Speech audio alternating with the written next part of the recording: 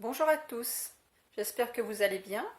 On se retrouve aujourd'hui pour une recette gourmande, absolument délicieuse, très facile à réaliser, une brioche au raisin sec. C'est une recette sans œufs et sans produits laitiers.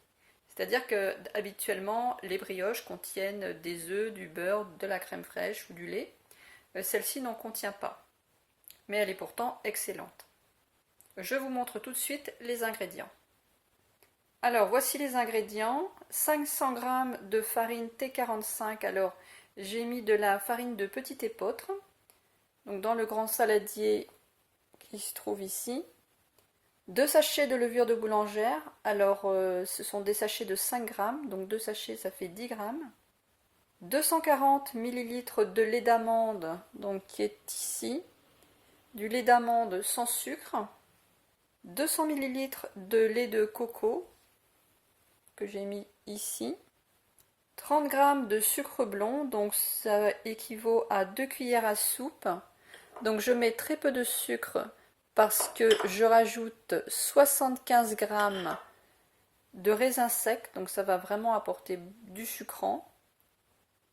Et puis comme ce sont des brioches, on les consomme en général avec une confiture, une pâte à tartiner, donc ça apporte déjà du sucre en plus. Donc c'est pour ça que je mets seulement 30 g de sucre. Alors le sucre que je mets, c'est du sucre blond. C'est celui qui se trouve ici dans le pot, celui où je conserve la vanille. Donc ça lui donne un goût vanillé en plus. Si vous ne conservez pas votre vanille comme moi dans votre sucre, vous pouvez ajouter à la place un sachet de sucre vanillé si vous souhaitez, ou de l'arôme vanille si vous souhaitez ce goût de vanille en plus. Donc voilà, mon pot ici c'est juste pour vous montrer. Et puis une cuillère à café de sel, donc ici. Alors vous allez voir, c'est vraiment facile à faire. Je rajoute le sucre dans la farine et je rajoute une cuillère à café de sel. Bon, c'est pas la peine d'en mettre beaucoup. Une cuillère à café rase comme ça. Et avec un fouet, je viens mélanger le tout.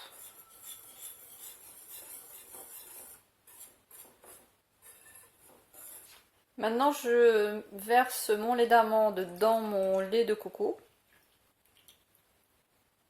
Et je viens mélanger les deux ensemble. Je verse le mélange de lait dans une casserole, je vais le faire tiédir. Alors, tiédir, hein, pas chauffer trop, juste un petit peu réchauffer. Alors maintenant que mon mélange de lait est un petit peu réchauffé, je reverse dans un récipient. Et j'ajoute mes 2 sachets de levure.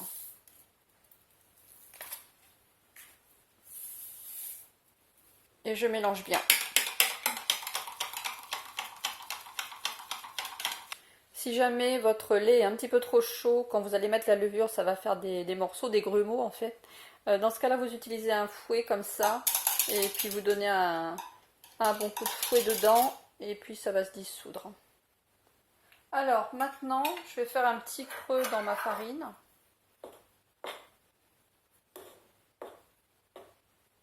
Et je vais verser mon lait petit à petit. Donc le lait où il y a la levure. Hein. Et je vais commencer à mélanger tout doucement.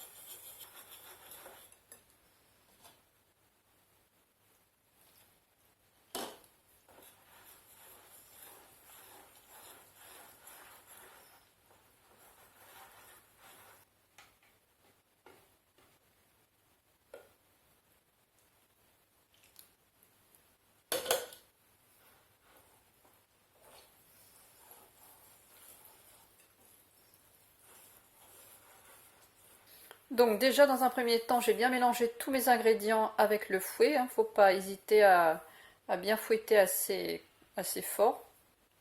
Et puis j'ai bien raclé tout le tour avec ma spatule comme ceci. Et maintenant je vais continuer avec mon batteur électrique.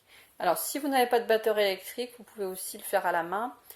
Avec une cuillère en bois par exemple. Bon, il faudra bien fouetter assez énergiquement.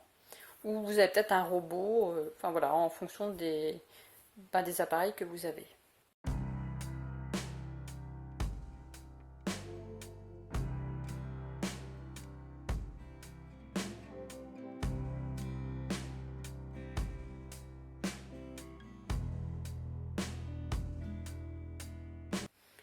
Donc avec le batteur électrique, je bats 5 minutes. Si vous avez peur que votre appareil chauffe trop, vous pouvez battre 2 minutes, l'arrêter, recommencer, l'arrêter, recommencer. C'est pas obligé de faire 5 minutes d'affilée si on a peur que le moteur chauffe de trop. Le but n'est pas de casser le robot non plus. Alors au bout de 5 minutes, ben, voyez ce que ça donne. Alors, un petit détail, si vous avez un robot comme le mien et que les batteurs sont pleins de pattes, je vais vous montrer comment il faut faire pour enlever la patte des batteurs.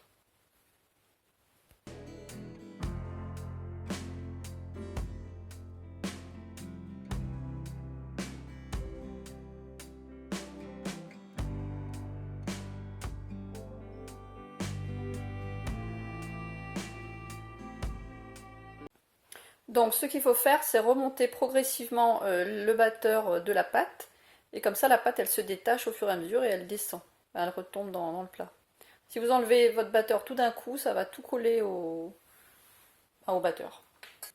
Voilà, et puis ce que je voulais vous dire aussi tout à l'heure par rapport au lait où je vous disais de ne pas faire trop chauffer, c'est parce que si vous faites trop chauffer, que ce soit de l'eau ou du lait d'amande, du lait, peu importe, mais si vous faites trop chauffer et que vous mettez la levure après, la levure de boulanger, ça va tuer la levure.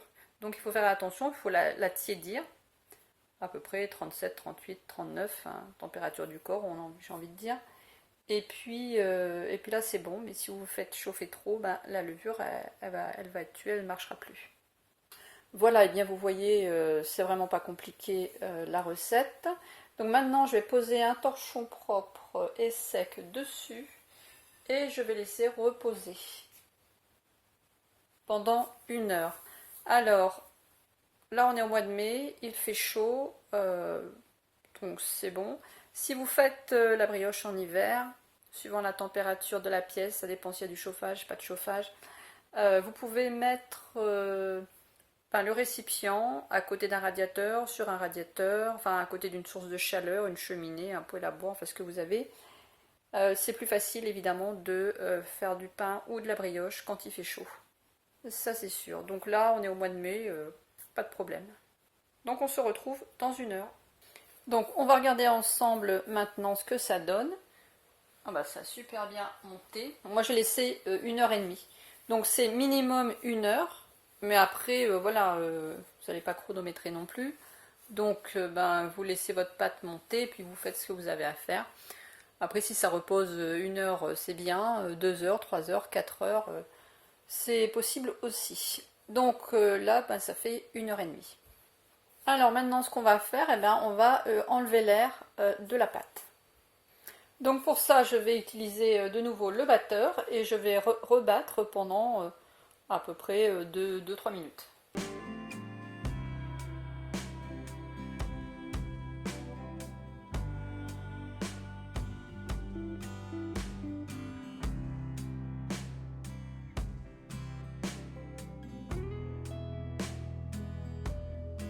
Donc avec la spatule, vous n'hésitez pas non plus à tout bien décoller tout autour, toute la pâte qui se colle autour. Alors maintenant que j'ai mixé pendant quelques minutes, je rajoute les raisins secs parce que je ne les ai pas encore mis. Je les ai pas mis avant parce que je voulais pas... parce que l'objectif c'est pas de les écraser en bouillie. Donc je les mets juste maintenant. Et puis là je donne un dernier coup de batteur.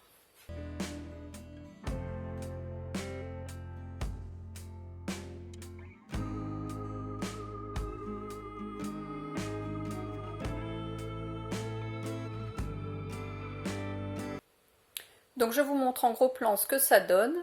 Les raisins secs sont bien entourés de pâte maintenant. Et j'ai dû oublier de vous préciser tout à l'heure que les raisins secs, je les avais mis à tremper hier soir donc dans de l'eau pour les réhydrater. Et qu'ensuite je les ai égouttés. J'ai chemisé un moule comme ça en verre avec du papier cuisson et je vais mettre ma pâte dans le moule. Voilà, je vous montre ce que ça donne et je vais laisser de nouveau reposer tout ça pendant 1 heure et puis ben, après je vais mettre à cuire. Alors pour la pâte, ça dépend bien sûr de vos farines, Bon, si les raisins étaient plus ou moins humides, etc. Ça peut être nécessaire soit de rajouter un petit peu de farine ou soit de rajouter un petit peu d'eau quand vous battez avec les raisins secs. Vous verrez bien, vous vous rendrez compte de toute façon.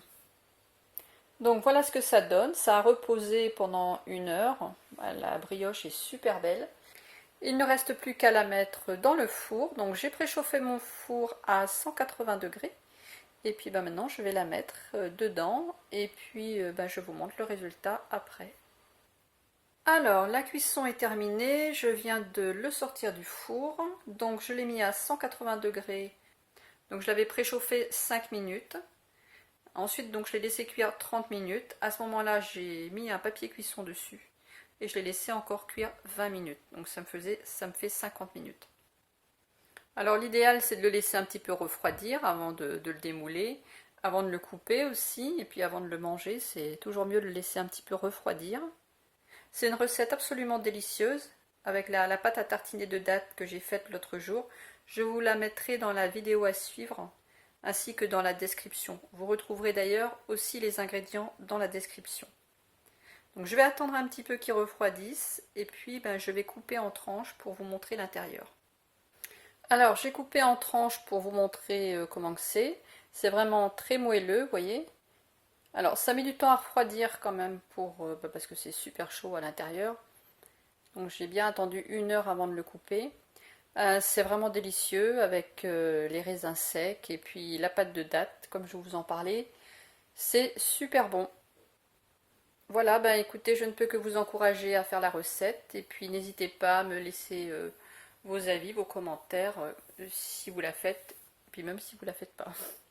Merci à tous d'avoir regardé la vidéo. Merci d'avance pour vos likes et vos commentaires. Je vous souhaite une très bonne journée et je vous dis à bientôt.